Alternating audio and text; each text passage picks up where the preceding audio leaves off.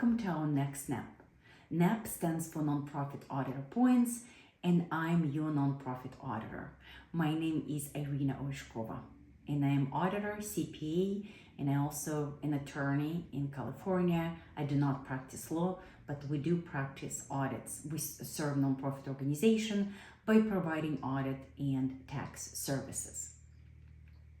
I created these NAPs to provide some guidance and hopefully help nonprofit communities, its management and governing body to better understand accounting and finance questions.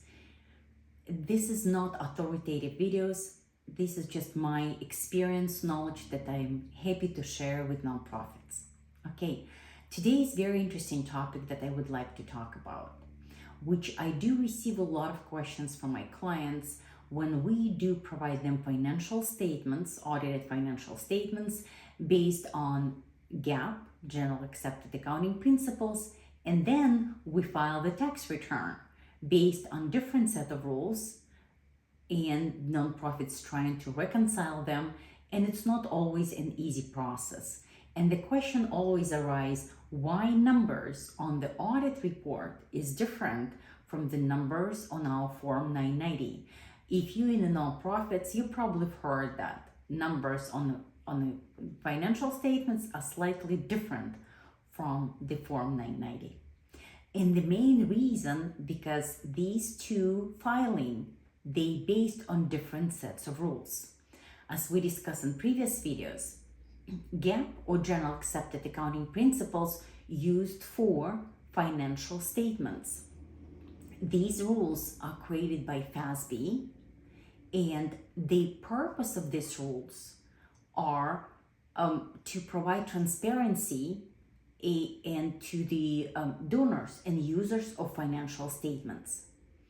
Form 990 is for the IRS tax filing purposes, and it's informational tax return, and it provides insight to the organization framework activities and regulatory entities and overall public view. So the rules are different, and today I want to point out three main differences that applies to most nonprofits that you see when you're going to compare financial statements from the tax filing. Okay, let's start. The first difference. So there are going to be three differences. Number one, it's going to be in-kind donations. Number two, unrealized gain or losses on investments. And number three, special fundraising event reporting. Okay, so number one, in-kind donations. Under GAAP, General Accepted Accounting Principles that we use for financial statement purposes, we do recognize in-kind donations for professional services. That would be legal services, maybe accountant services, consulting services. If nonprofit has executive director that does not get paid for the services, it's also going to be in-kind professional services. Very often nonprofits call them pro bono services. Those will be in-kind revenue that recorded on financial statements. For tax filing, there is no such services is reported on a Form 990. Form 990 excludes in-kind amounts for professional services, and there is special Schedule D on the Form 990 that requires in-kind donations, contributions be reported, but again, these numbers are excluded from financials. And there is another type of in-kind, such as in-kind rents. It's very common that nonprofits do receive in-kind free use of facility or below fair market value rents. Both of these cases create in-kind donations. If the organization received free use of rents of facilities, that would be full amount. Fair market value of use of that facility would be in kind. If the organization received discounted rate specifically for nonprofits, that difference between discounted rate and full fair market value rent will be in-kind donation. Again, for Form 990, this amount is excluded from the reporting and it's not included as a revenue and expense. So once again, to summarize, in-kind donations such as in-kind rents and in-kind professional services are excluded from Form 990 and included in audited or in financial statements prepared under GAAP. Now, to close on in-kind donations, both for financial statements and Form 990, other in-kind donations such as tangible goods, supplies, food donation, building, land, paintings, any tangible assets gets recognized on both Form 990 and financial statements. So the only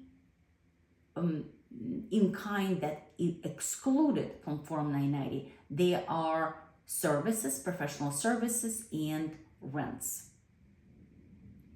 The other item, second item, that will cause discrepancies between financial statements and Form 990, it's unrealized gain and losses on investments. Again, it's only unrealized gain and losses. So when we say unrealized gain loss, that's the difference from realized gain loss. Realized would be if the nonprofit sold the stock and received gain or loss. If it's actually nonprofit received money, right? Realized when they're selling of investments. Dividends, interest, those are recognized. What is not recognized, it's appreciation of the investments or depreciation of the investments, because they create unrealized gain loss on investments. Unrealized gain loss typically created is due to fluctuations in the market price. Nonprofit does not need to do anything. If the value of investment fluctuates, then unrealized gain or loss created.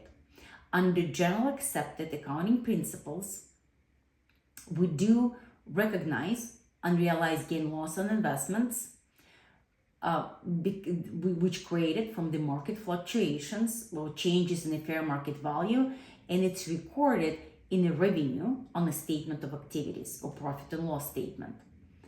This practice under financial statements ensures that the organization presents true picture of the investments that aligns with fair market value.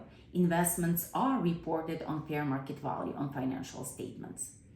In the Form 990, we exclude unrealized gain losses from revenue calculation. Instead, only realized gain and losses that created from the sales of the investments is reported.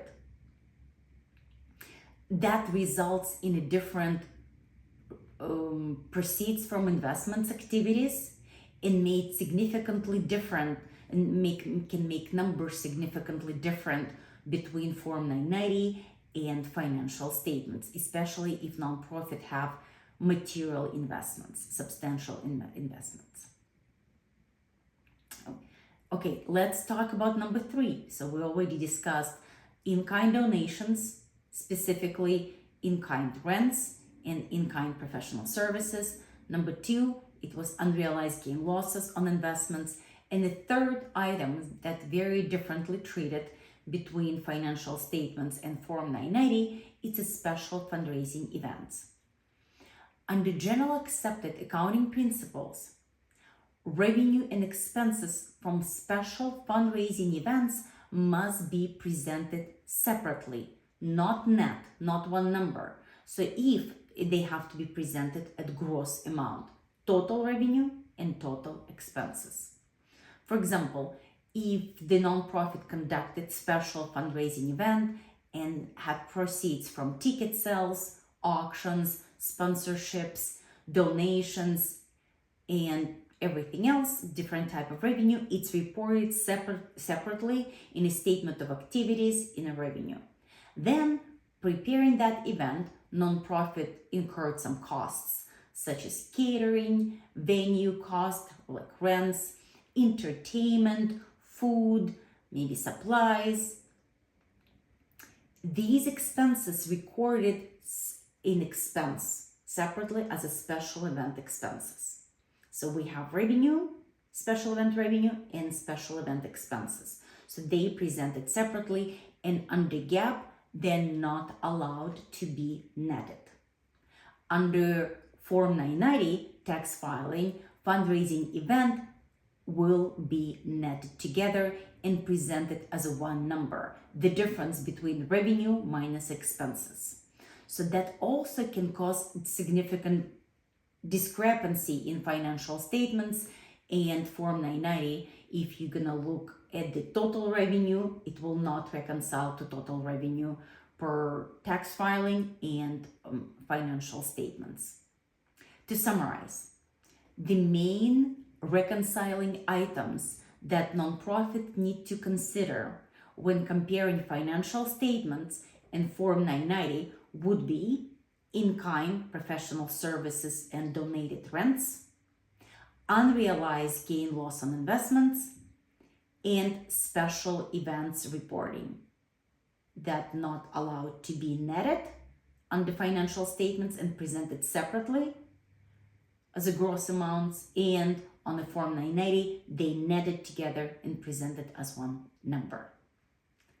It's a good idea to understand why these differences exist, because they govern by different set of rules and have different purpose, and they submitted to different entities. Thank you so much. Hopefully that was useful. Once again, if you have any questions, please do not hesitate to contact me. My name is Irina Orushkova, and my email is io@irinacpa.com. So it's io@irinacpa.com. Thank you. Have a wonderful day, and let's do some good. Talk to you soon. Bye-bye.